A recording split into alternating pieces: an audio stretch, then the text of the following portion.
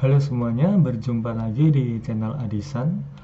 Oke, pada kesempatan kali ini saya akan membuat sebuah video mengenai kasus handphone Asus ya. Di sini saya membeli HP Asus itu di marketplace Facebook ya. Untuk HP-nya ini dia. Ini adalah HP Asus Max Pro M1. Untuk kelengkapannya dus sama handphonenya ini. Untuk HP-nya ini sendiri saya beli dalam kondisi untuk layarnya retak ya. Dan kondisi HP-nya ini pun dia juga boot loop ya, atau cuma nyala di logo baterai. Di sini kita coba ya untuk tes, nyalakan dengan charger dan kita bisa lihat. Nah, dia hanya stuck di logo seperti ini ya. Jadi dia hanya di logo baterai gitu. Dan ini biasanya faktornya karena HP ini mungkin sudah cukup lama ya pemakaian. Dari pembeli itu pun sudah 3 tahun kalau tidak salah yang sudah saya tanyakan, pemakaian selama 3 tahun. Dan sebelumnya saya tanyakan juga apakah si pemilik HP ini itu kronologinya memori penyimpanannya juga penuh begitu, dan ternyata memang benar adanya. Dan HP ini saya beli dengan harga 250.000. Dengan spekulasi ini saya yakin untuk kerusakan HP-nya pasti sudah lemah di bagian IC eMMC-nya, karena si penjual atau pemilik sebelumnya itu mengatakan juga di flash ternyata tidak bisa begitu. Oke, bagaimana tentang kelanjutannya HP ini? Oke, simak untuk kita bongkar dulu ya. Yang jelas untuk HP-nya ini, apakah dia kondisinya masih segel atau tidak begitu. Oke, langsung lanjut.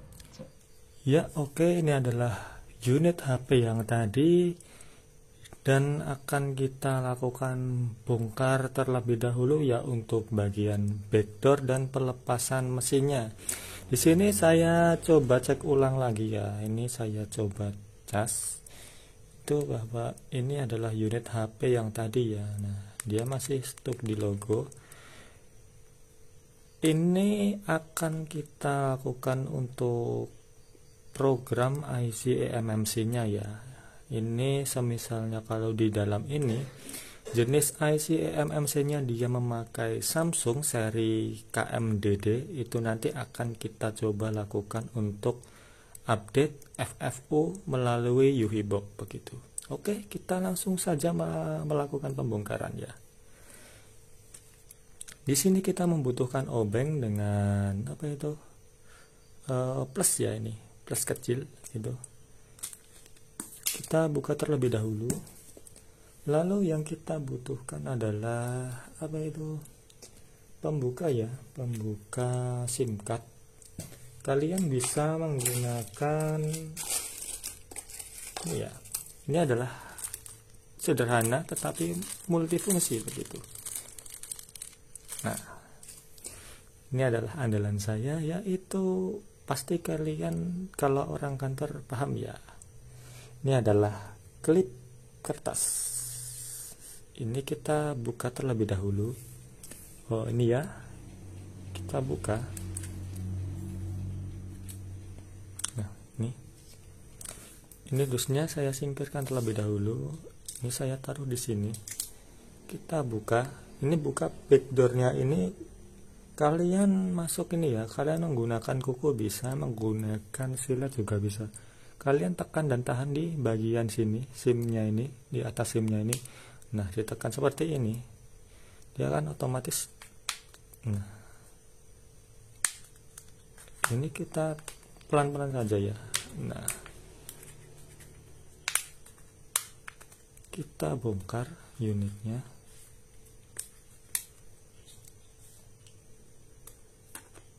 Nah, ini dia unit yang sudah saya bongkar ya. Kita cek coba untuk segelnya apakah masih segel. ternyata handphone ini masih segel ya, belum pernah diservis.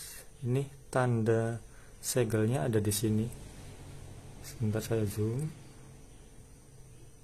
Nah, ini adalah tanda segel ya, yang ini. Berarti tandanya belum pernah diservis. Gitu. Sebentar saya zoom out terlebih dahulu.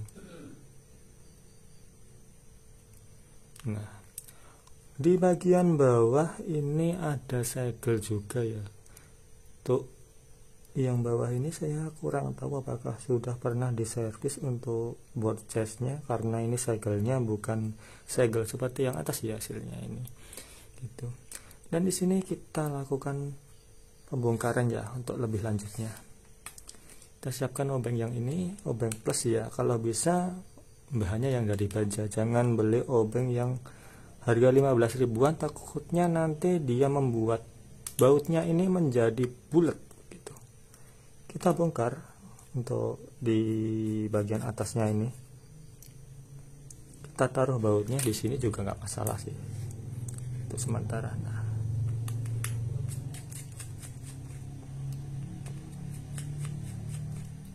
kita lepaskan semua bautnya. Ini silnya juga saya babet sekalian, nggak apa-apa, cuma segel.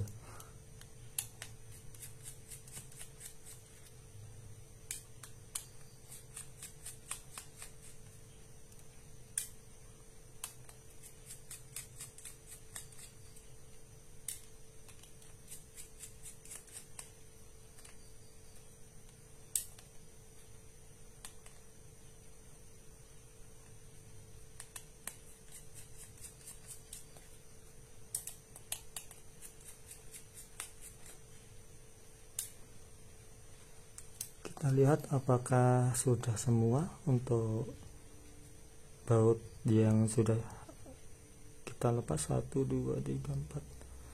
Nah, ini sudah semua ya yang di bagian atas. Ini kita coba untuk buka perlahan dari sini ya, dari samping sini. Nah, kalau semisalnya susah, kalian gunakan pinset ya.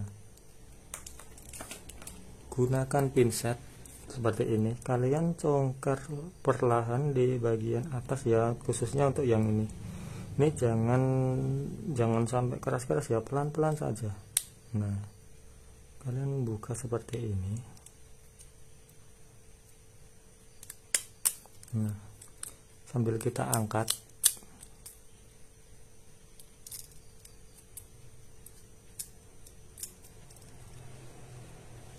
Nah, di sini pasti dia menyangkut di kamera ya. Kita coba cek. Nah, ini dia menyangkut di kamera, tapi ini nggak apa-apa kok. Ini tinggal di, nah, diginikan aja. Ini sudah terlepas. Nah, seperti ini kalau sudah terlepas. Ini adalah soket baterai. Kita cabut terlebih dahulu. Kita cabut juga. Ini adalah soket LCD ya, kalau nggak salah. LCD yang belah sini. Kita cabut juga. Ini adalah soket ke bagian bawah, ini kita juga lepas. Untuk antena ini lepasnya kalau bisa jangan dicongkel gini ya, dia pakainya pinset gini, biar untuk apa itu, ininya itu tidak rontok ya. Biasanya kadang ada yang dicongkel paksa itu ininya copot gitu, jadi kalau mau masang lagi pasti susah. Terus kita copot juga di bagian fleksibel ini, on off nya ini, on off dan volume ya, ini kita copot juga. Ini ditarik dulu soketnya, ini kita masukkan pinsetnya, kita copot. Nah, ini sudah copot. Kita lepaskan juga untuk di ininya ya, soket kamera depannya lepas. Lalu ini kameranya juga kita lepas ya semua. Kita lepas. Nah, kalau sudah seperti ini kita coba ya untuk lepaskan mesinnya. Ini karena diapit ini ya, apa itu, penguncinya ini biasanya lepasnya agak susah gitu. Jadi pengaitnya ini harus diangkat lebih dahulu, ditarik ke atas gitu. Nah, gini ya, baru ditarik seperti ini.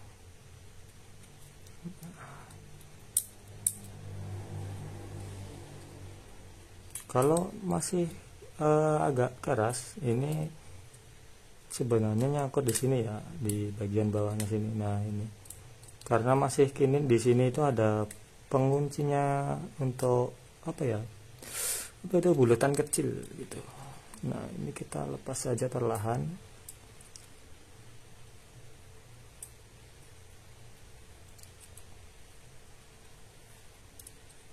Tadi agak susah ya, masalahnya sambil saya kamera gitu, jadi tidak bisa bergelap sepuasnya.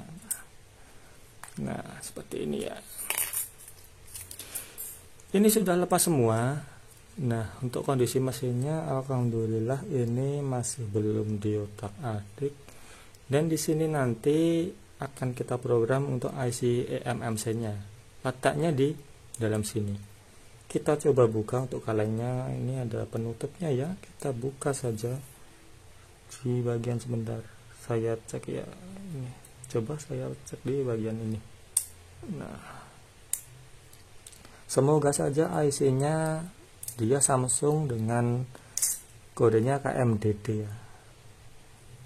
Nah ini, dan ternyata memang benar ya, kode IC nya itu KMDD gitu. Kelihatan gak ya ini? Coba ada LED-nya enggak ya, coba saya cek terlebih dahulu. Oh enggak ada ya. Ini IC nya adalah KMDD ya gitu. Jadi intinya ini nanti akan saya copot dan saya update untuk IC nya ini, di update FFU nya gitu. Lalu kita akan masukkan ulang untuk firmware nya, atau kita flash ulang melalui UVBox ya. Tapi sebelum itu kita juga perlu membackup partisi yang merah ya, contohnya seperti di bagian file security, yaitu modem ST1, ST2, FSG dan yang lain-lain. Oke, kita selanjutnya akan copot ini terlebih dahulu ya. Ya oke, setelah sebelumnya sudah kita lakukan untuk pencopotan ini ya, IC eMMC nya. Ini untuk pinnya sudah saya bersihkan ya dengan menggunakan solder wick. Jadi bolanya seperti ini, kelihatan enggak ya? Ya, seperti ini. Dan IC eMMC nya ini sudah saya lakukan rebel ya. Ini adalah IC nya, nanti di sini sudah saya lakukan rebel juga. Dan ini akan kita lanjut cek di UVBox ya. Oke, kita masuk ke UVBox. Ya, setelah sebelumnya kita sudah melakukan copot IC eMMC ya dari mainboardnya ini. Di sini untuk mainboardnya di bagian pin eMMC-nya ini sudah saya lakukan apa itu, wick, saya rapikan. Dan untuk IC eMMC-nya ini juga sudah saya lakukan rebel juga. Lalu selanjutnya akan kita tes di UVBox-nya. Oke, langsung kita menuju ke UVBox, yaitu ini UVBox-nya, kita buka ya. Lalu untuk IC eMMC nya ini kita masukkan ke soketnya.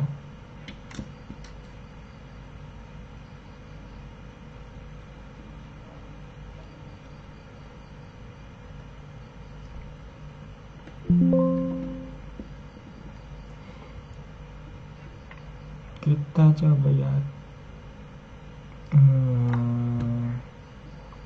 Ini di bagian VCC key-nya ini kita set ke 3,3, VCC key-nya kita set 3,0, clock-nya kita set ke 24, lalu bus width-nya kita set 1 bit saja ya untuk identifi pertama kali begitu.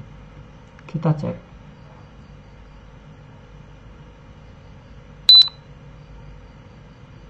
Nah, ini dia ya, untuk IC eMMC nya sudah terdeteksi seperti ini.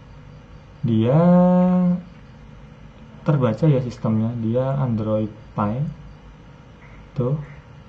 Lalu kita coba ya untuk cek di bagian healthy-nya terlebih dahulu.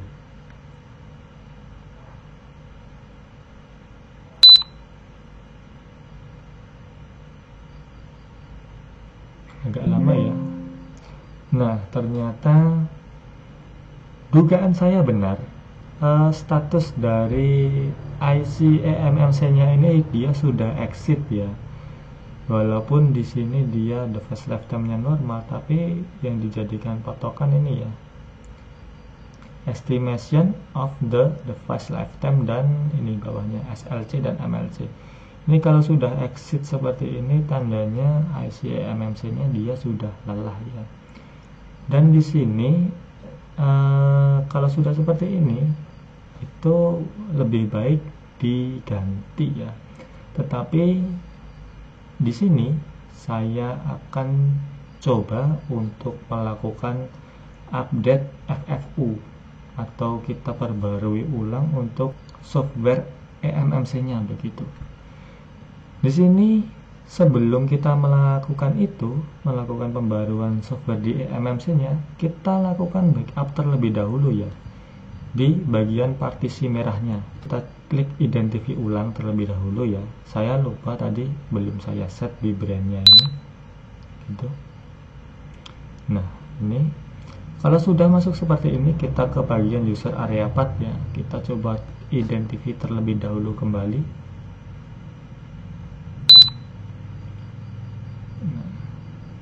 Nah, kalau sudah seperti ini, di sini yang saya butuhkan hanyalah partisi yang merah-merah saja ya, untuk jaga-jaga agar semisalnya kalau ada email ataupun dan yang lain lah, intinya dia masuknya ke security ya.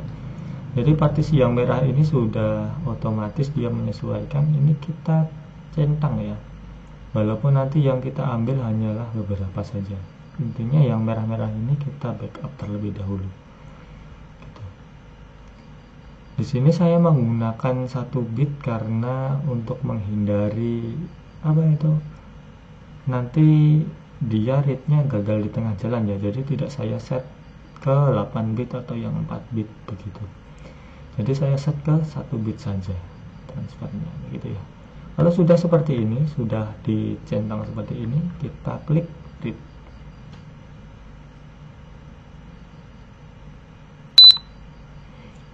Kita tunggu ya untuk proses backupnya itu.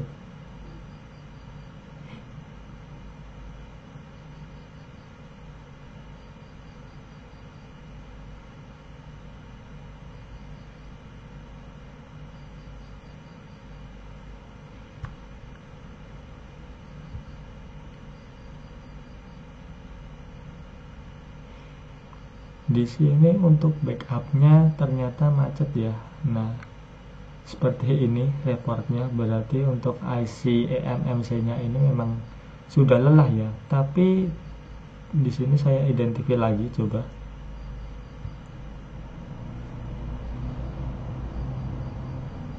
Oh, dia diidentifikasi tidak mau. Kalau sudah seperti ini, terpaksa kita close terlebih dahulu ya softwarenya. Kalau tidak bisa di close, kita cabut terlebih dahulu untuk UV-nya. Nah, lalu kita lakukan identify ulang ya.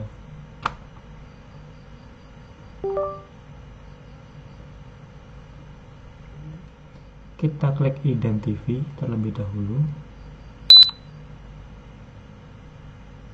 Nah, kalau sudah seperti ini, kita checklist di bagian ini ya, 2 ini. Ini adalah email 1 dan email 2 ya. Tuh. Ini kita checklist, lalu kita read begitu.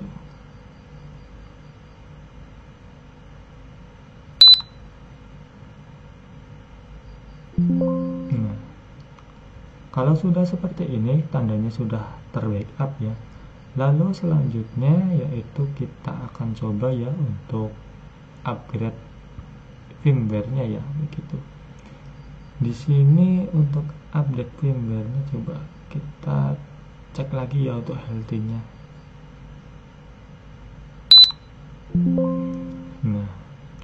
Ini masih exit ya. Di sini kita coba lakukan ini MMC factory reset terlebih dahulu.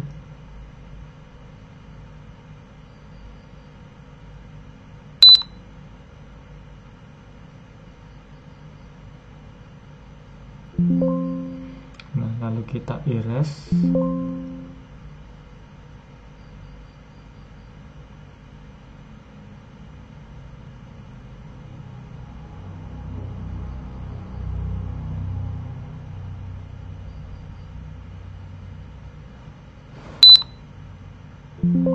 Nah, kalau sudah seperti ini, lalu kita identify lagi.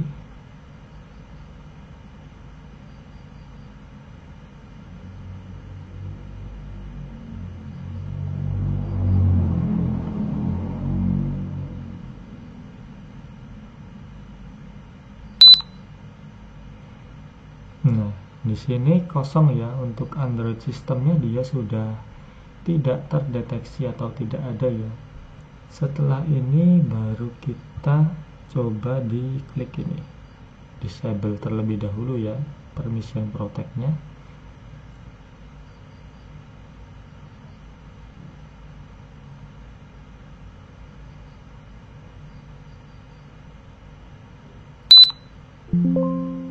Nah, kita identify lagi.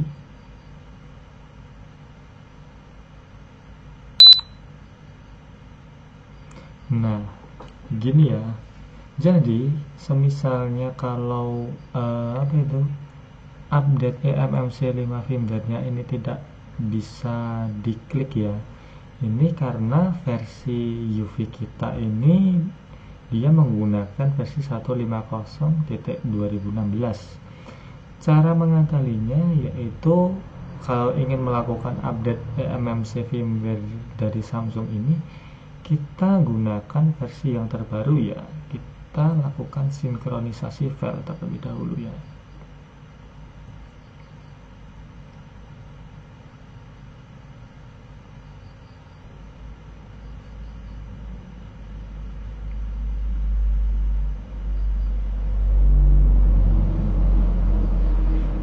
Kalau prosesnya misalnya lama, kalian bisa menggunakan setup UV yang terbaru ya. Begitu, intinya dia versinya di atas 1.6.0 ya, begitu.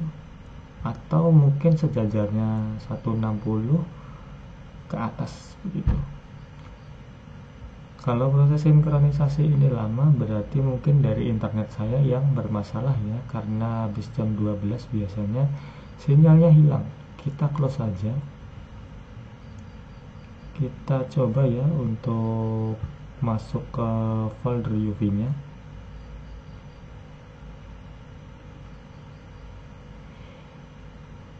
Nah, karena sebelumnya saya sudah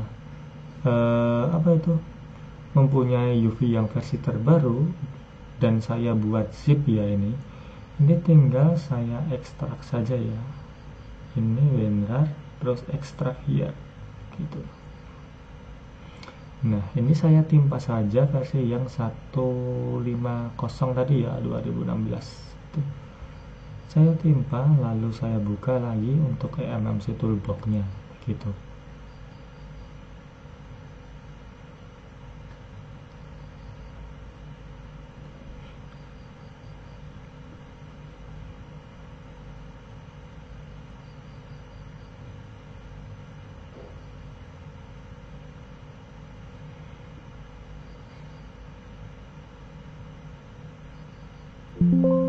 Nah, di sini saya sudah menggunakan yang versi 1.7.0.2662 gitu. Oke, di sini kita coba ya langsung cek untuk eMMC-nya seperti biasa.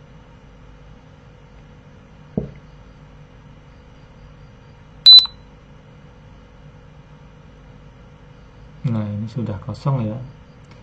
Dan di sini untuk tombol update-nya itu sudah muncul ya. Tombol update-nya ini, button update-nya ini sudah bisa diklik ya, begitu. Kita coba ya untuk update FFU nya, kita klik. Nah, di sini ada dua pilihan, mau yang atas atau yang bawah. Di sini sebenarnya sama saja ya, tapi saya pilih yang bawah saja gitu. Saya klik OK. Kita klik yes.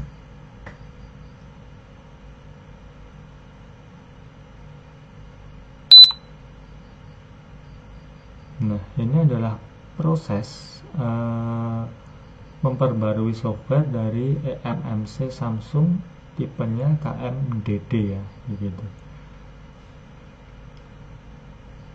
Dan untuk pembaruan ini sendiri sebenarnya tidak direkomendasikan ya kalau statusnya sudah exit begitu. Karena apa? Semisalnya diperbarui betul untuk SLC dan MLC-nya itu bisa balik ya ke 0 sampai 10. Tetapi kita tidak tahu apakah umur eMMC ini itu akan bertahan lama atau tidak gitu. Kecuali mungkin dari eMMC baru beli gitu, mungkin baru kepakai 20 sampai 30% gitu ya. Itu kita update ulang tidak masalah. Mungkin bloknya itu dia kalau direstorasi masih aman gitu standarnya. Nah, di sini untuk prosesnya sudah selesai ya untuk pembaruan software eMMC-nya. Kita cek identify lagi.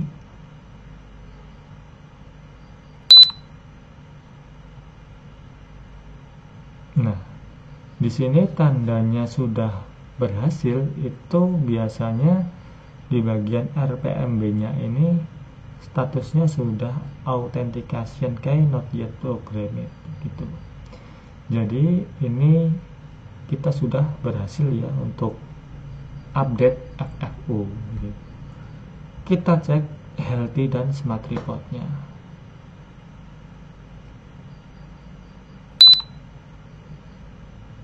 Nah, di sini semuanya otomatis dia jadi normal ya. Estimation SLC-nya sampai MLC-nya ini 0 sampai 10.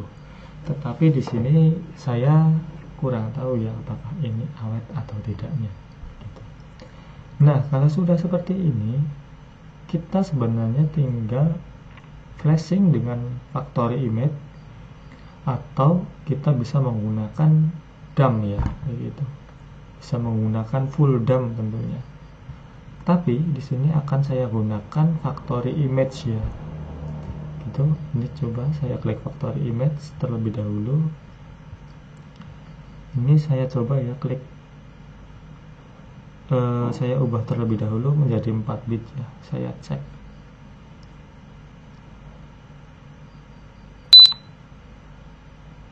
Nah, kalau 4 bit dia masih terdeteksi, saya ubah menjadi 8 bit. Apakah dia masih terdeteksi atau tidak? Karena pin DAT4 ya. Itu nah, DAT4 nya ini kemungkinan timahnya tidak terlalu bagus ya gitu. Saya cancel terlebih dahulu. Coba saya cek sebentar ya. Pin eMMC nya ini ternyata masih ada sedikit jarak ya. Ini akan saya lakukan dribble ulang kembali ya gitu.